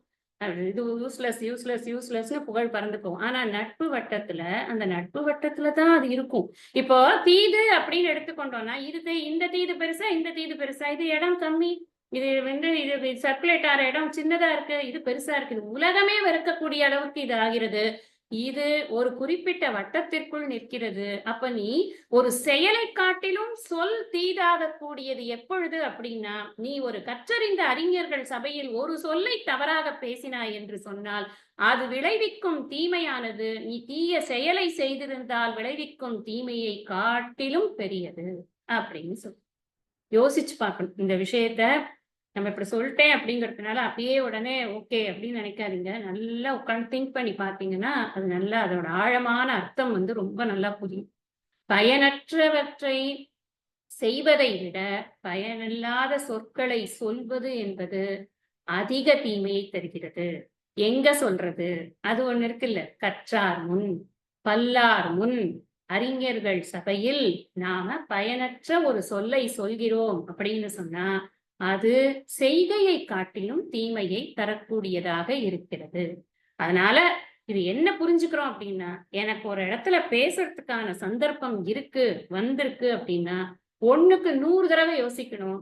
எப்படி நான் அந்த பேச்ச கட்டமைக்கிறது? சின்ன ஒரு குறிப்பிட்ட ஒரு நேரத்துக்குள்ள சரியான சொற்களை கொண்டு நான் சொல்ல வேண்டும் என்று நினைத்ததை எப்படி கொண்டு சேர்ப்பது? அதுக்கான ஹோம்வொர்க் இல்லாம வராதேங்கிறார். அதான் விஷயம். ஹோம்வொர்க் இல்லாம ஏறாத, ஒரு சபைக்கு ஏறாத. ரொம்ப முக்கியம் உனக்கு அது அப்படின்னு சொல்றாரு. இந்த 2 குறட்பாவிலையுமே நாம தெரிஞ்சுக்கிறது என்னன்னா, இந்த தீமையின் அளவு தெரியும். ஒன்று தீமை என்று தெரிகிறது. முதல் குறட்பால எல்லாரும் எள்ளி நகையாடுவார்கள்ங்கிறது ஒரு தீமை. அந்த தீமையின் அளவு என்ன அப்படிங்கறது அடுத்ததுல சொல்றார். நீ ஒரு குறிப்பிட்ட சர்க்கிள்குள்ள வாங்குற கெட்ட பெயரை விட இது சர்க்கிள் பெருசுப்பா. இப்ப ஒண்ணும் இல்ல. இப்ப யூடியூப்லயே எடுத்துக்கோங்களேன். யாராவது ஒருத்தர் ஒரு பெரிய பேச்சு பேசியிருப்பாரு ஒரு மணி நேரத்துல. அதுல ஏதாவது ஒரு 2 மினிட்ஸ் எங்கேயான ஏடா கூடமா பேசியிருப்பாங்க. அந்த 2 மினிட்ஸ கட் பண்ணி ஷார்ட்ஸா போட்டு, இன்ஸ்டால போட்டு, FBல போட்டு, யூடியூப்ல போட்டு, அதையே திருப்பி திருப்பி திருப்பி இப்படி பேசிட்டாரு வருதா வரலையா? அப்ப என்ன ஆகுதுன்னா, ஸ்ப்ரெட்டிங் எவ்வளவு ஆகுதுன்னு பார்க்கணும். நம்ம அதுக்கு தான் சொல்றோம். ஸ்ப்ரெட் எவ்வளவு ஆகுது? இதுதான் ஸ்ப்ரெட்டிங் ஜாஸ்தியா இருக்கு. ஒரு வாய் சொல் இவ்வளவு ஸ்ப்ரெட் ஆகுது. ஒரு செயல் அவ்வளவு அளவுக்கு ஸ்ப்ரெட் ஆகுது. அதனாலதான் அவர் கேர்ஃபுல்லா போட்டுட்டாரு. நட்டார்கண் செய்தலின் தீது. வள்ளுவர் வந்து ரொம்ப அறிவாளி. நீங்க வேற எங்கேயான பண்ணினாலும் அதை ஸ்ப்ரெட் பண்றதுங்கிறது அதே மாதிரி ஜாஸ்தியா கூட ஆகலாம். நண்பர்கள் மத்தியில் நீ கெடுதல் செய்தாய் என்றால் அது அவ்வளவு உனக்கு கெடுதலை தீமையை செய்யாது. இத கம்பேர் பண்ணனா இதுதான்ப்பா அதிகம் அப்படிங்கிறது. நம்ம நினைப்போம். நம்ம இப்ப சொன்ன எக்ஸாம்பிள் ஞாபகம் வச்சுக்கோம். குத்தரேன்னு சொன்னா தப்பா, குத்தினா தப்பா? நம்ம இப்ப வெறும் சொல் செயல்னு மாத்திரம் எடுத்துக்கொண்டா நம்ம அதுக்கு தப்பா தானே அர்த்தம் போகும். இந்த எக்ஸாம்பிள கரெக்டா அப்ளை பண்ணி புரிந்து கொண்டோம் என்று சொன்னால் இது சொல்லின் வீச்சு அதிகம்னு புரிஞ்சுக்கணும். அதான் ரொம்ப முக்கியம். சொல்லின் வீச்சு மிக மிக அதிகம். அதனால சொல்ல ரொம்ப கவனமா கையாளணும் அப்படிங்கிறது. அடுத்தது 193 பார்க்கலாம். நயனிலன் என்பது சொல்லும் பயனில பாரித்து உரைக்கும் உரை. ஒரு ஆளு நயன்னா இந்த இடத்துல என்ன தெரியுமா? அறத்தை உணர்பவன் அர்த்தம். இப்போ ஒரு ஆள் வந்து அறத்தை உணர்ந்தவனா இல்லையா அப்படிங்கறத எப்படி தெரிஞ்சுக்கிறது? அறம்ங்கிறது நற்செயல் அல்லது புண்ணியம். இந்த அறத்துக்குன்னு நம்ம நிறைய இது வச்சிருக்கோம். அறம் வலியுறுத்தல்ல நிறைய விஷயங்களை அதுக்கு பார்த்திருக்கோம் நம்ம. ஒரு நன்மைன்னு வச்சுக்கோங்க. நன்மையை நாடுபவனாக இருக்கிறானா இல்லையா? பயனில பாரித்து உரைக்கும் உரை நயனிலன் என்பது சொல்லும் அப்படின்னு. இதே மாதிரி நம்ம சென்ற இதுல புறங்குறாமையில ஒண்ணு பார்த்தோம். அறம் சொல்லும் நெஞ்சத்தான் அண்மை புறம் சொல்லும் உண்மையால் காணப்படும். அறம் இருக்கா இல்லையா அவனோட நெஞ்சத்துல அப்படின்னு எப்படி தெரிஞ்சுக்கிறது? அவன் பேச விடு. யார பத்தியாவது அவன் குரலை பேசினான்னா புரணி பேசினான்னா அறமே கிடையாது அவன் நெஞ்சத்துலன்னு தெரிஞ்சுக்கோ அப்படிங்கிறது தானே அதுக்கு அர்த்தம். அதே மாதிரிதான் இங்கேயும் ஒரு குரல் சொல்ற. பயனில பாரித்து உரைக்கும் வரை சொல்ல வந்ததை கிறிஸ்பா ஷார்ட்டா கரெக்டா யூஸ் பண்ணி வேர்ட்ஸ சொன்னான்னா அவன் அறம் தெரிந்தவன். இந்த இடத்துல அறம்ங்கிறது ரொம்ப ஆழமான மீனிங். அறம்ங்கிறது நேர மேலாண்மையிலிருந்து ஆரம்பித்து அடுத்தவருடைய மனதை புண்படுத்தாத வகையில் பேசுவது, அடுத்தவருக்கு மதிப்பு கொடுத்து பேசுவது, எல்லாவற்றையும் இந்த அறத்துக்குள் வைத்து பாருங்கள். பார்க்கும் பொழுது நமக்கு என்ன புரியும் அப்படின்னா, பயனற்ற சொற்களை சொல்பவன் எப்ப சொல்லுவான்னா பாரித்து உரைக்கும் உரை. அப்படியே விரிச்சு நான் போனேனா அங்க பஸ் ஸ்டாண்டுக்கு போனேனா பஸ்ஸே வரலையா, அப்புறம் ஒரு மாட்டு வண்டி வந்துதா அது போயிடுதா, அப்புறம் ஒரு ட்ரக் வந்துதா, நீ பஸ் ஏறினியா ஏறலையா, நமக்கு வேண்டியது அதுதான். பஸ் ஏறினியா அது கூட தேவையில்லை, நீ அந்த இடத்துக்கு போனியா இல்லையா அது கூட தேவையில்லை, போயிட்டு வந்துட்டு அந்த வேலை முடிஞ்சுதா இல்லையா, எப்படி எல்லாம் விஷயத்த சொல்லலாம். ஆனா நான் நின்னேன் நடந்தேன் செருப்பு போட்டேன் செருப்பு போட்டேன்னு உட்கார்ந்து ஈக்கிறான் பாருங்க. அதுல இருந்து என்ன தெரியுதுன்னா அவனுக்கு அறமே இல்லைன்னு தெரியும். அறம்னா இந்த இடத்துல இன்னும் அழகா புரிஞ்சுக்கிறதுக்கு டிசிப்ளின்டா இருக்கானா இல்லையா? அது டிசிப்ளின்குள்ள எல்லாமே வந்துடும். தன்னுடைய அறம், மற்றவர்களுடைய நேரம், தன்னுடைய நேரம், மற்றவர்களுடைய ஒரு மன ஓட்டங்கள், தன்னுடைய மன ஓட்டங்கள், இதெல்லாம் பார்த்து ஒருவனால் பேச முடிகிறதா அப்படிங்கிறத எப்படி தெரிஞ்சுக்கிறது? அவன் இப்படி வளவள வளவளன்னு இழுத்தானா அவனுக்கு அது கிடையவே கிடையாது. பாரித்து அப்படின்னா பறக்க விரித்தல் அப்படின்னு அர்த்தம். நல்லா இழுத்து இழுத்து பேசுறது ஒரு ஒரு விஷயத்தையும். அப்போ அந்த உரையில வந்து நயம் இருக்குமா? நயம்னா ஒரு ஃபர்ஸ்ட் ஒண்ணு அழகு, இன்னொன்று நன்மை. அந்த உரை எனக்கு நன்மை செய்யுமா? அவன் எங்க நின்னா, எங்க பார்த்தான், எங்க வச்சான், போனான், வந்தான், எத்தனை பஸ்ல எத்தனாவது சீட்ல உட்கார்ந்தான், ஜன்னல் ஒரு சீட்டா, what is it going to do for me? எனக்கு ஏதாவது பிரயோஜனம் இருக்கா? ஒரு பிரயோஜனமும் இல்லாத விஷயத்தை, அடுத்தவனுக்கு நன்மையே பயக்காத விஷயத்தை எதற்காக விரித்து உரைக்க வேண்டும்? அதுதான் இங்க கேள்வி. அப்படி அவன் பண்றான் அப்படின்னு சொன்னா அவன் கிட்ட அறம்ங்கிறது இல்ல அப்படின்னு அர்த்தம். நாவுக்கு ஒரு அடக்கம் இருக்கு அப்படின்னு சொன்னா நாக்கு வந்து தேவையான சொற்களை தாண்டி ஒரு சொல் கூட அதிகமா சொல்லாது. அந்த சொற்களை சேமிப்பது அப்படிங்கிறது ஒரு அறம்.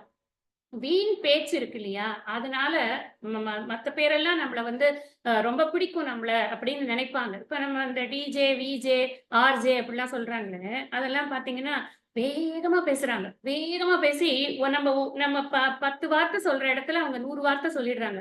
ஆனா சத்தியமா அந்த 100 வார்த்தையில 50 வார்த்தை கூட நமக்கு புரிய மாட்டேங்குது. அப்படி வேகமா பேசுறது. அது வந்து ஒரு ஸ்டைல்ன்னு பேசுறாங்க. பிரயோஜனம் இருக்கா? பிரயோஜனம் இல்ல அப்படின்னா அந்த பேச்சினால என்ன புண்ணியம்? பல சொல்ல காமுறுவர் மன்ற மாசு அற்ற சில சொல்லல் தேற்றாதவர்னு ஒரு குறள் இருக்கு. பின்னாடி வரும் நமக்கு. இப்ப அதாவது என்ன அர்த்தம்னா, ஒரு ஒரு இடத்துல பல பல வார்த்தைகள் சொல்லி, நான் நன்னா பேசணும் நானு, நெறைய வார்த்தைகள் பேசணும் அப்படின்னு ஆசைப்படுவானா, யார் அவன் ஆசைப்படுறவன்னா, சில வார்த்தைகள்ல சொல்லத் தெரியாதவன் தான் அப்படி ஆசைப்படுவான். அப்போ சொல்லத் தெரியறதுங்கிறது ஒரு அறம். அந்த அறம் என்பது அவனிடம் இருக்கு அப்படின்னு சொன்னா இந்த இடத்துல அறம்ங்கிறத நீதி அப்படிங்கிறார் பரிமேலழகர். நீதினா ஜஸ்டிஸ். ஜஸ்டிஸ் இருக்கா?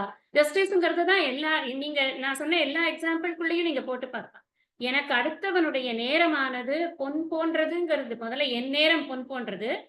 அதையே நான் உணரல. அப்பதான் நான் அடுத்தவனுடைய நேரத்தையும் நான் உணராம நான் பேசிக் கொண்டிருக்கேன். அந்த இடத்துல நான் நீதி வழுவிக் கொண்டிருக்கேன். நீதியோடு பேசக்கூடியவன் இப்ப ஜட்ஜ்மெண்ட் எல்லாம் எப்படி இருக்கும்? பக்கம் பக்கமா இருந்தாலும் ஜட்ஜ் கடைசியில எழுதுறது நான் ஒரு வரியோ 2 வரியோ தான் இருக்க போறது இல்லையா? இதுதான் ஜட்ஜ்மெண்ட். அந்த ஜஸ்டிஸ் அப்படிங்கிறது என்னன்னா, வார்த்தைகளில் ஒரு நீதி இருக்கு. அந்த நீதி இருக்கு அப்படின்னு சொன்னா, அது அறத்தை பிரதிபலிக்கிறது. நீதிங்கிறது என்ன? குறைவான வார்த்தைகளில் நிறைவான செய்திகளை சொல்வதுதான் நீதி. வார்த்தைகளை சரியாக உபயோகப்படுத்துறது அப்படிங்கிறது தான் நீதி.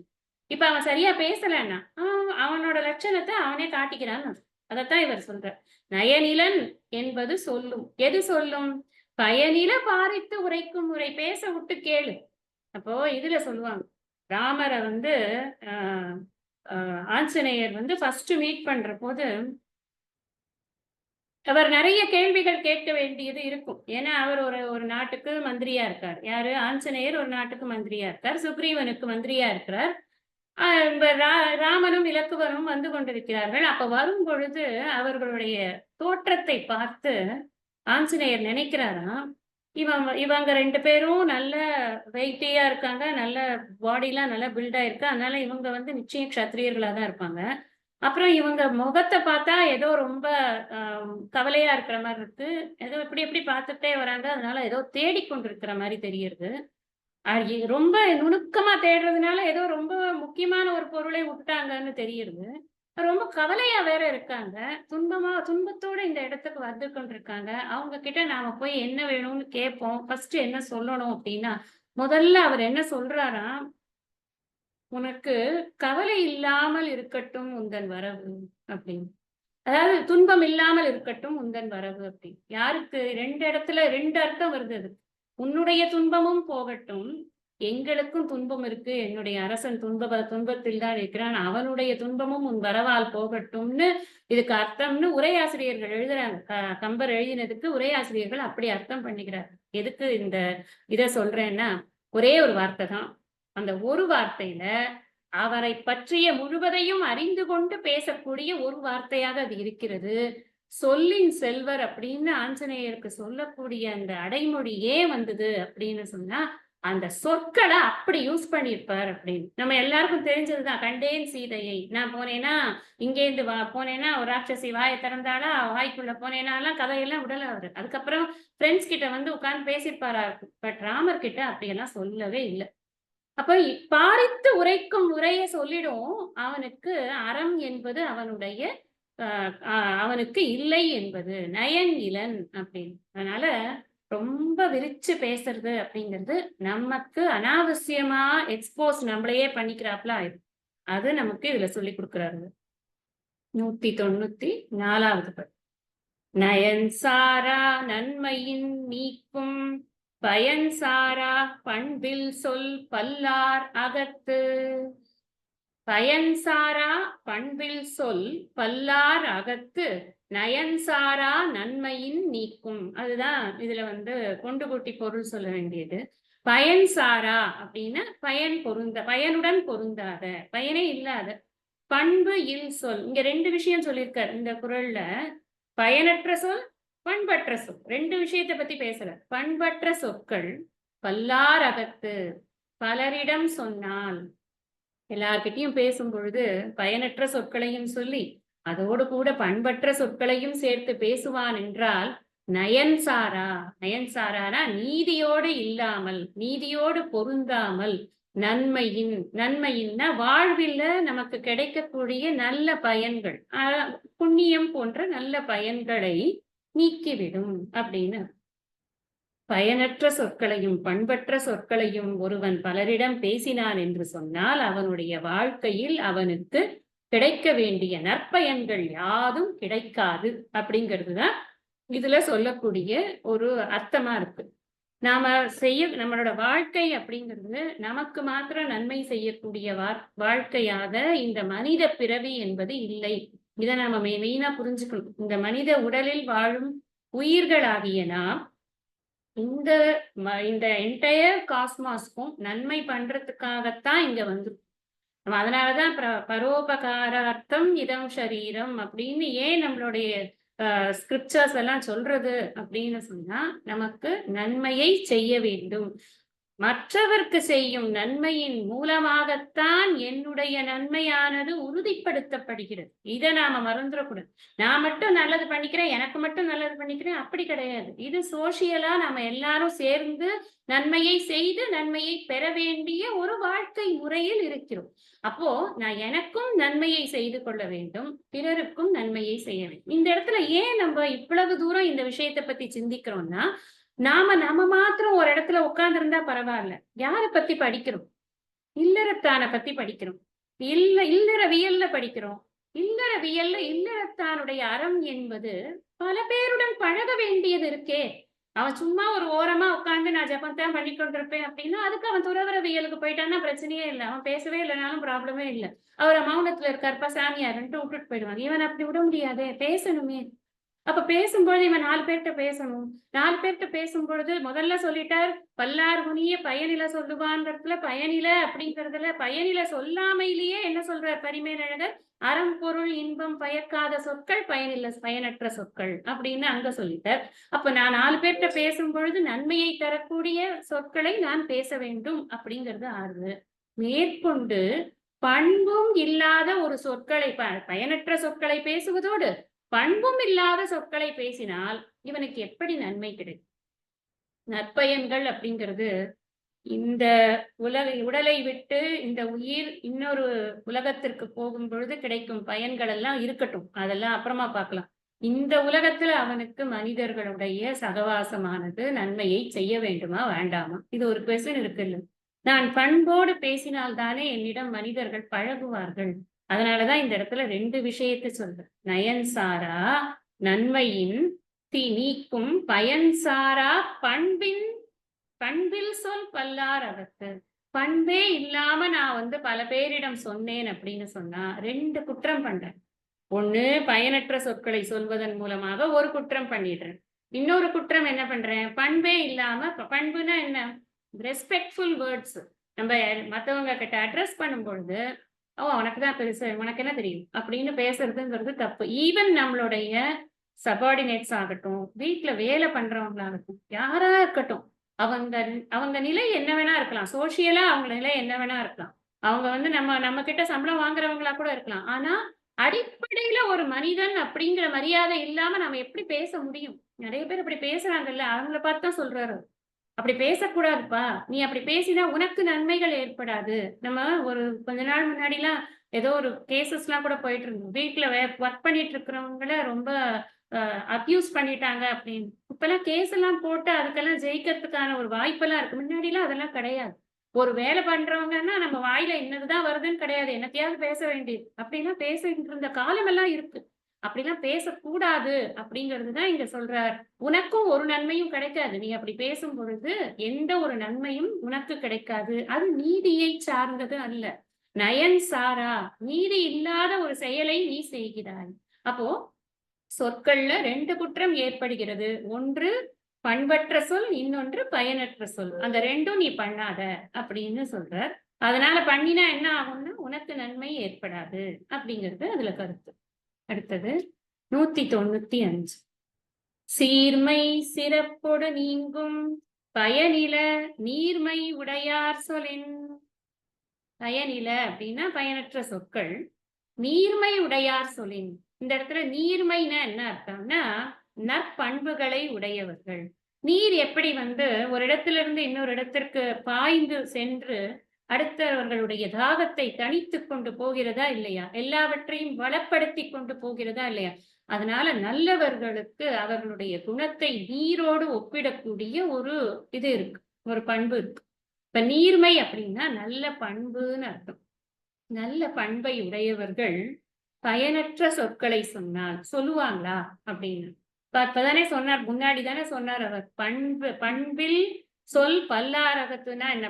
பண்பில்லாத சொற்களை நீ சொன்னாய் என்றால்னு சொல்றார். அடுத்ததுல சொல்றார், நீ நல்லவனா இருந்துகிட்டு அந்த வேலையை பண்ணினேன்னு வச்சுக்கோயேன், பயனற்ற சொற்களை நீ சொன்னால், நமக்கு நல்ல பண்புகள்லாம் இருக்கு, ஆனா நீ பயனற்ற சொற்களை சொன்னால் சீர்மை சிறப்பொடு நீங்கும். சீர்மைங்கிறது மேன்மைன்னு அர்த்தம். சிறப்பொடு அப்படிங்கிறது உனக்கு மேன்மையினால் கிடைத்த அந்த பெருமைகள்.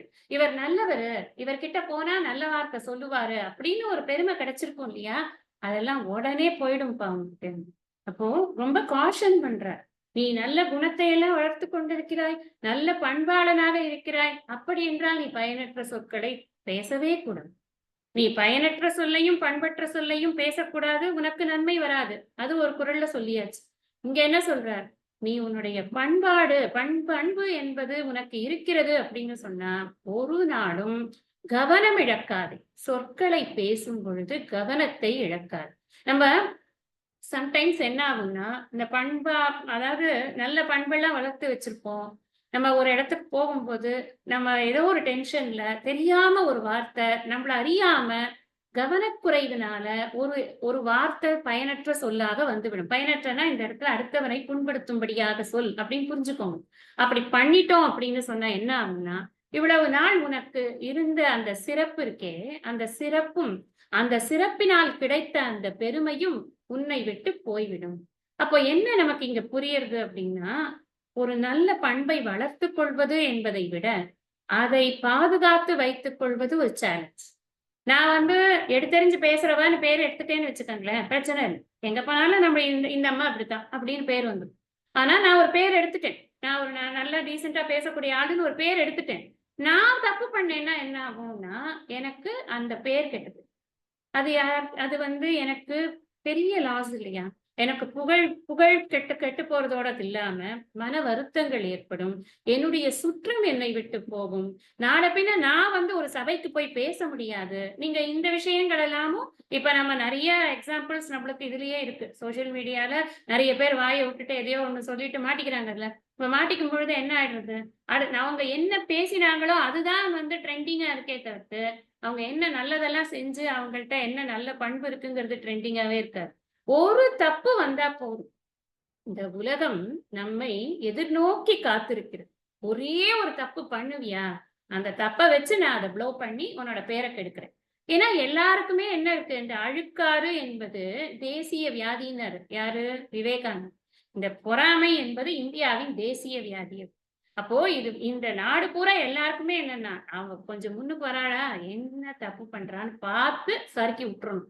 அப்ப எல்லாரும் எக்ஸ்பெக்ட் பண்ணிட்டு இருக்காங்க, நீ கவனமா இரு அப்படின்னு நம்மள கவனப்படுத்துறதுக்கு. அதாவது ஒரு பண்பாளனை அவனுடைய சீர்மை கெடாமல் இருக்க வேண்டும் என்றால் அவன் எங்குமே பயனற்ற சொற்களை உபயோகிக்க கூடாது. ஆன் த கான்ட்ரரி, பண்பாளன் சொற்களை ரொம்ப கவனமாக கையாள வேண்டும். எவ்வளவு பேசணுமோ அவ்வளவுதான் பேசணும் அப்படிங்கிறது தான் இங்க சொல்ல வந்த செய்தியாக இருக்கு.